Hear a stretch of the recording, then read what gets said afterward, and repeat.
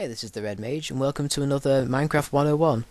Sticking with the topic of redstone, today we're going to cover logic gates, as I said in the previous episode. Last episode we covered the basics of redstone. If you haven't watched that, I seriously suggest that you do, because if you're new to redstone, it is very important that you know all of the stuff which I covered in that last episode, all over there. It's some good stuff there, very important. Okay, so I've got the high sign there. The only non-redstone related thing on this map so far. So here we have the first logic gate, like I said, logic gates.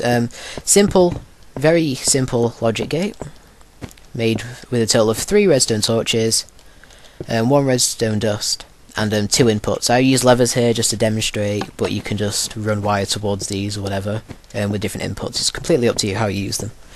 This is the AND gate, so all it is these 2 redstone torches power this 1 redstone dust, which in turn makes sure that this one can't be turned on. If one of these torches is turned off, this is still powered, so this can't be turned on. But when both of them are turned off, then this is turned on, so we get an output. Then this is called the AND gate because it requires both. It requires this input. This torch and this torch to be turned off for there to be a powered output. Turn those off. And over here we have a demonstration of the AND gate. This is just an AND gate with a 5 clock hooked up. Similar, that's the like I said in the previous episode, the fastest stable clock you can make without the repeater blocks. So we've got 2 redstone repeaters and an inverter. So that's the 5 clock. And over here we have an AND gate hooked up, so we've got the clock hooked up to this one, so it turns on and off. But because this one is powered, this doesn't fluctuate, so we send power to this one, and then we create a clock, so we can make this extend and retract. It's nice and simple.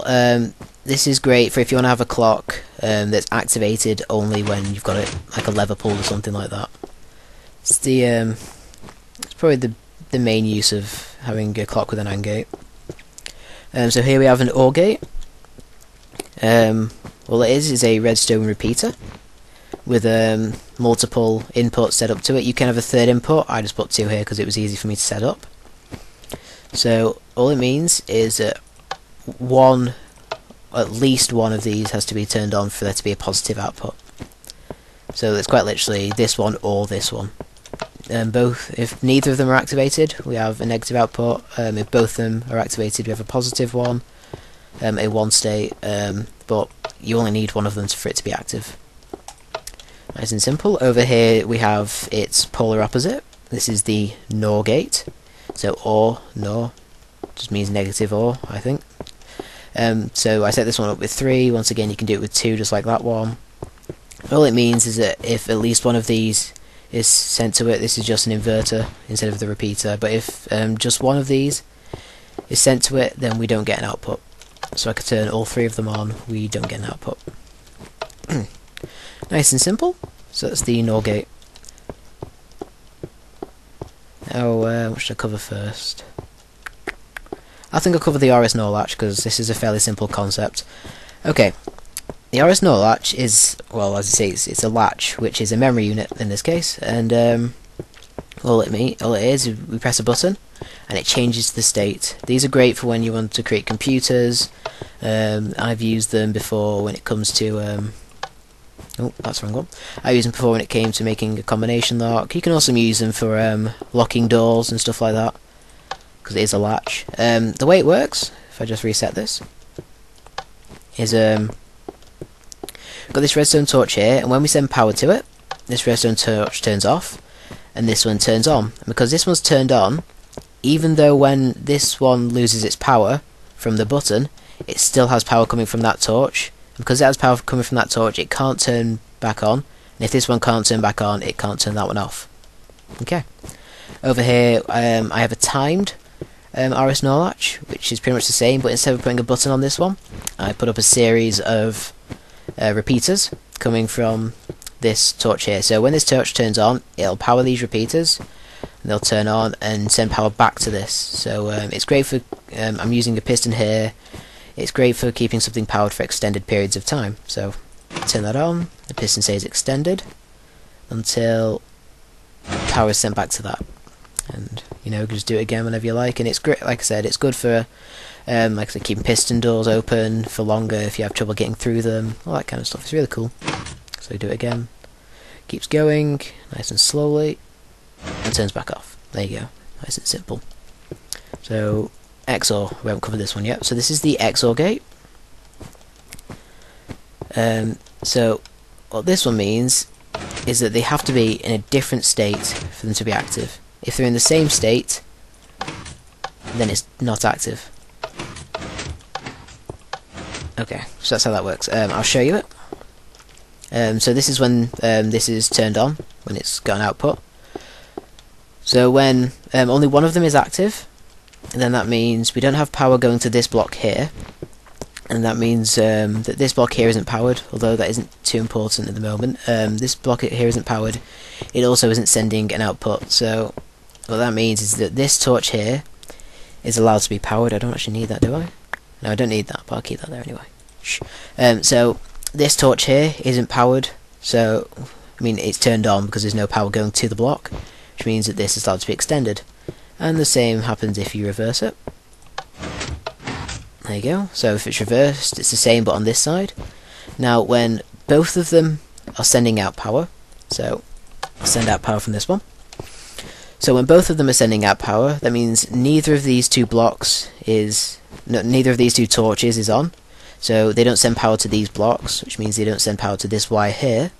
So this torch is allowed to be turned on. This torch then in turn sends power to both of these torches, so they're turned off and no output is given.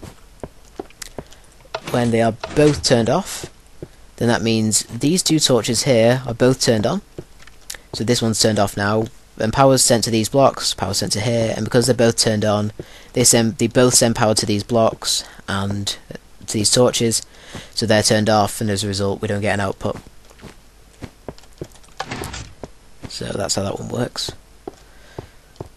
Just like it's just two sets of torches that power things. So this is a set of two torches here at the back powering that, and this is a set of one torch here. It's quite simple. Over here we have the XNOR gate. So this is kind of like an opposite of this one, in that they have to be in the same state for it to work. As you can see, when they're in different states it isn't active, but when they're in the same state it is active. And all you have to do to make this is you take that, the standard XOR gate, and you put an inverter on one of the inputs. So it's the same build, it's exactly the same as the previous one but with an inverter. But there is a far more compact way of making this. So this is the compact XNOR gate over here. And you know, bear with me while I try to explain how this one works. This one's a tad more difficult to explain. Essentially, what we have here, we've got two inputs, and they send power to these blocks here. And because of that, when they're both turned on, they send power to these torches here. And then that means that these torches don't turn on, and these two do. So that means power is sent to that torch there, so that's not turned on. But because these aren't turned on, they don't send power to these, so these wires here don't send power to this block here, which has a redstone torch on it. So if they don't send power to this block here, then that means this redstone here, which can be powered from below, by the way, this torch here can power this wire. It can send power to this piston here. If both of them are turned off, then that means no power is being sent to these, which means power is sent to there. It means these torches here aren't turned on, so this torch here is allowed to be turned on, but power is sent to these wires, so this one's turned off. So as long as one of these two torches here is turned on, then power is sent to this piston and it's allowed to extend. I mean, of course your output can be anything. I just use pistons because it's easy to tell when they're extended. You can use doors or whatever. Now when one of them is active, that means power is being sent to this one here, meaning this torch is turned off, and this block here isn't gaining any power. So this torch activates here, this torch activates this wire here, so this one can't turn on, And because this torch is turned on because we have no power going to this one, then power sent to there, and this wire is turned on then, and this torch can't turn on as a result. And the same goes if it's the opposite way. This torch is turned on, so power sent to there to turn that off. This one's turned off, so power sent to here to turn this one off using this wire. Now here's the one sec. There we go. This is probably, despite looking like probably the most simple, well, not the most simple. We have like the OR gate and the NOR gate over there, but despite looking like a relatively simple logic gate, it's got a very complex idea behind it. And when I first discovered this thing, I had to wrap my head around it just a little bit, but I think I've figured it out. So this is an implies gate. It's a bit more thinking here, but this here, when it's extended, we'll say it's true. Okay, it's in its true state. It's 1. It's in its 1 state, not 0, 1. So this is true. So when none of them are active, it's true. It's in its 1 state. When input B is active, it is still true. And if input B is active and not input A, then it's true. If input B is active and input A is active, it's still true. But if A is true, then that means it's false. If A is active, then it means it's false. A requires B to be active in order for this to be true. So you cannot have A by itself. So it essentially means if A, okay, then B, because it has to be B as well for it to be true. But that means A by itself is false. So that's how that one works. It's difficult to describe, really. What it is, I tried to give my best analogy there. I'm sure if you took a look at it yourself, you'd probably be able to get a better idea of how it works. I tried to describe it as best as I could there. So that is, don't want to do that. So that is why I am going to release this map. There should be, if I've done my job correctly, a link in the description that essentially gives you this map, so you can feel free to dissect, bisect, or do some sort of autopsy. I don't know what the correct term is, but you can take a look at each of these logic gates individually and take them apart to see exactly how they work. 1 second.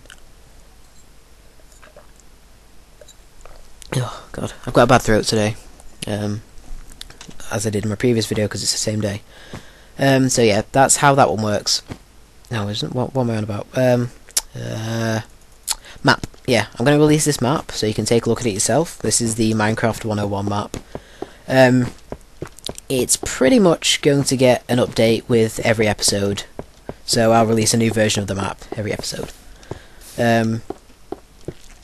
So yeah, it's got the logic gates here. That's how they work. You can take a look at them yourselves, because I've watched videos on how to make logic gates and I didn't quite understand them. I mean, this was back when I was brand new to Redstone. This was like good 5 or 6 months ago now. You take a look at them all and you just go, wow, how the hell is he understanding this? What is he on about? How am I supposed to understand this? It's all actually, in fact, relatively simple. It's just difficult to explain, really. I found, like I said, when I started building these by myself, I started putting torches on things and experimenting with all the different logic gates myself. I began to see how they worked and the different ways in which they can work. In which they do work, in which they can be implemented and stuff like that. So that's why I'm going to release this map so you can all check it out. And you can build these for yourself, so it gives you a better understanding of how they work. Because, trust me, it does help.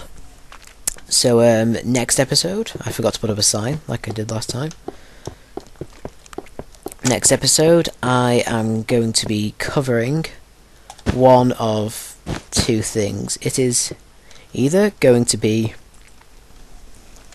mob systems. Well, I don't know why I'm doing it on a sign, it just feels better. It's either going to be mob systems, which I really want to do. That's just going to be one of 3 things. Efficient farming.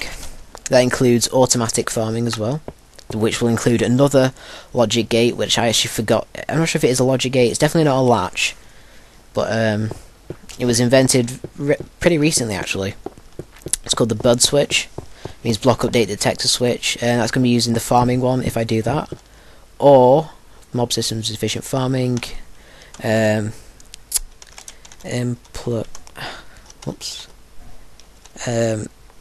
How to implement redstone. I believe I've spelled implement wrong there. I'm not sure. So it can be one of these three things. So you just put in the comments which one you want, if you are going to comment. Which one you'd rather want me to do. So I mean, I know a lot of people have trouble implementing redstone. They don't know how. They don't know practical uses for it. But mob systems are also a very important thing for getting drops.